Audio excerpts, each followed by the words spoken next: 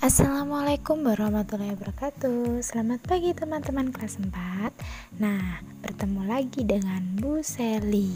Di sini Bu Seli akan menjelaskan tentang tema 1, subtema 1 mata pelajaran bahasa Indonesia. Yuk kita simak yuk.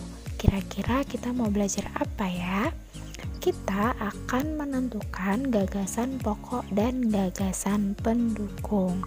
Mari kita sama-sama belajar bersama dan simak videonya.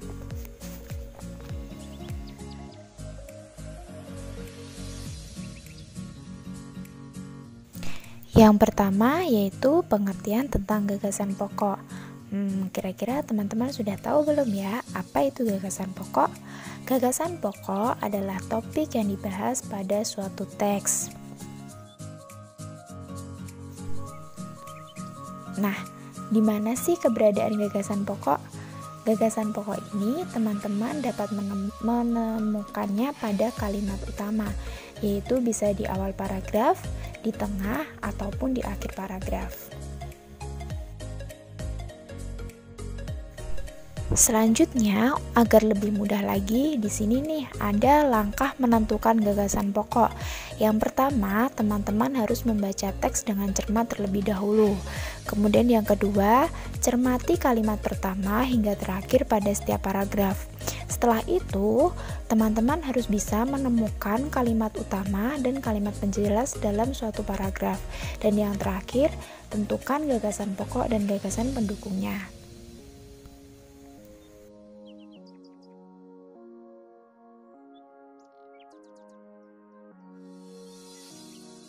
Selanjutnya, ciri-ciri gagasan pokok ini ada 4. Yang pertama, mengandung topik permasalahan. Yang kedua, berupa kalimat lengkap yang dapat berdiri sendiri. Yang ketiga, memiliki arti yang jelas tanpa dihubungkan dengan kalimat lainnya. Keempat, terbentuk tanpa kata sambung.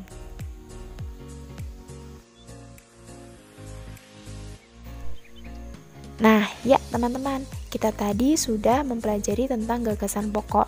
Sekarang kita selanjutnya akan mempelajari tentang gagasan pendukung. Apa sih gagasan pendukung itu? Gagasan pendukung adalah uraian atau informasi tambahan pada suatu teks. Gagasan yang berfungsi menjelaskan gagasan pokok. Gagasan ini berisi lebih dari satu kalimat. Nah, kalau gagasan pokok tadi terdapat pada kalimat utama, bisa saja di awal, akhir, ataupun di tengah paragraf.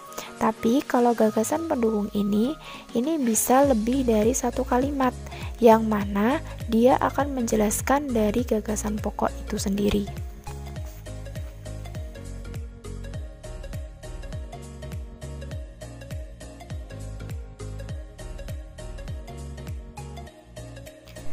Selanjutnya, keberadaan gagasan pendukung. Nah, di mana sih keberadaan gagasan pendukung itu? Gagasan pendukung itu merupakan kalimat-kalimat yang terdapat dalam sebuah paragraf yang berisi penjelasan dari topik utama atau dari gagasan pokok. Ini bisa saja ditandai bahwa kalimat itu tidak bisa berdiri sendiri. Kalimat itu terdapat kata hubung atau kata sambungnya.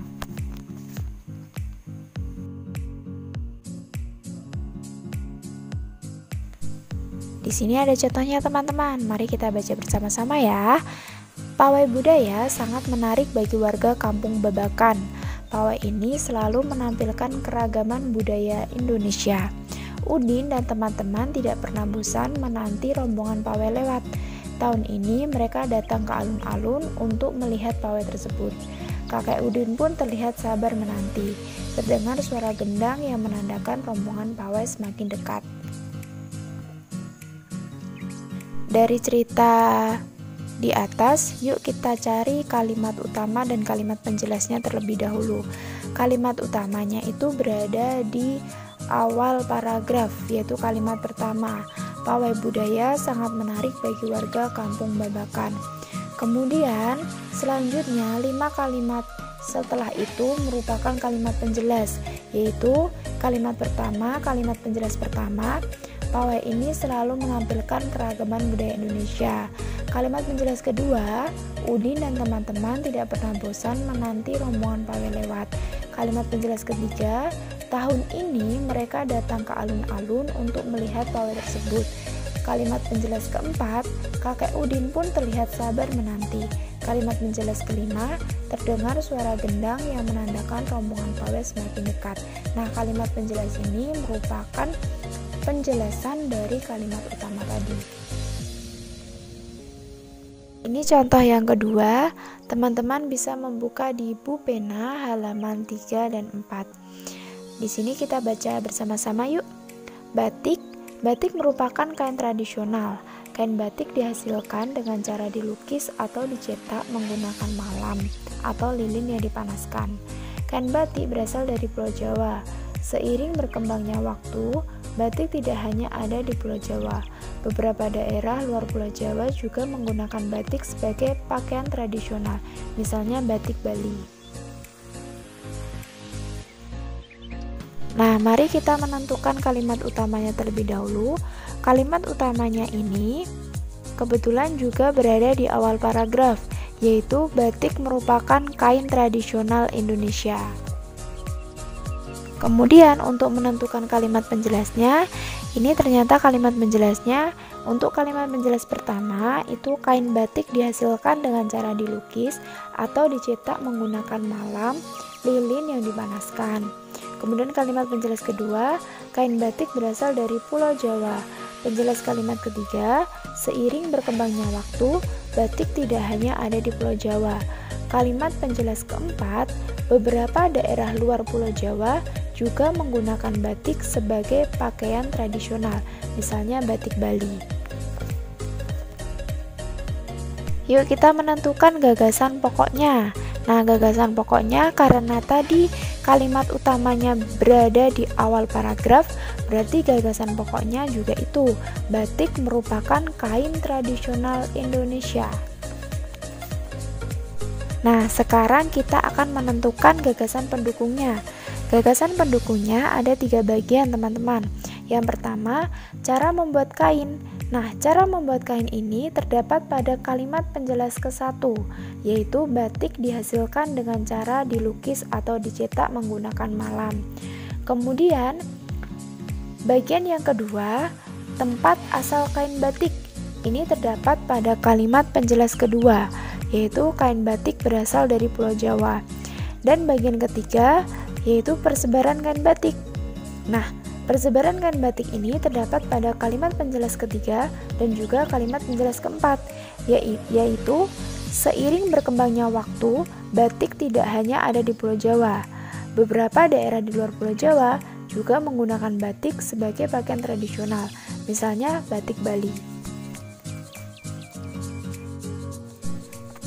Nah, tadi kita sudah menentukan gagasan pokok, gagasan pendukung. Selain itu, kita tadi juga menentukan kalimat utama dan juga kalimat penjelas sebelum menentukan gagasan pokok dan gagasan pendukungnya. Di sini, agar lebih mudah lagi, kita akan menyajikannya dalam bentuk peta pikiran. Nah, teman-teman sudah tahukah apa peta pikiran itu? Nah, gagasan pokok dan gagasan pendukung juga dapat disajikan menjadi peta pikiran. Peta pikiran itu sendiri merupakan cara menuangkan informasi yang diperoleh ke dalam bentuk diagram. Nah, ayo ingat kembali gagasan pokok dan gagasan pendukung dari teks batik. Gagasan pokoknya tadi pada kalimat utama di awal paragraf. Batik merupakan kain tradisional Indonesia. Kemudian gagasan pendukungnya ada 3. Yang pertama, cara membuat kain batik. Kedua, tempat asal kain batik. Dan yang ketiga, persebaran kain batik. Nah, ini dia contoh peta pikirannya, teman-teman. Teman-teman bisa membuat peta pikirannya berbentuk diagram seperti ini ya.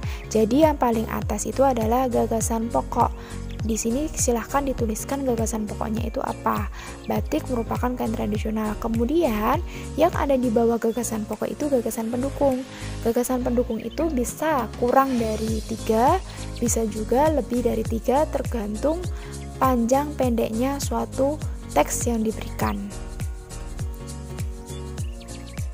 Nah, Setelah teman-teman menyimak video pembelajaran dari Bu Sally, silahkan teman-teman bisa mengerjakan Bu Pena halaman 4 nomor 1 dan 2 dan juga Bu Pena halaman 16 nomor 1 dan 2. Tetap semangat ya teman-teman, dan jangan lupa untuk selalu menjaga kesehatan. Sekian dari Bu Sally. Wassalamualaikum warahmatullahi wabarakatuh.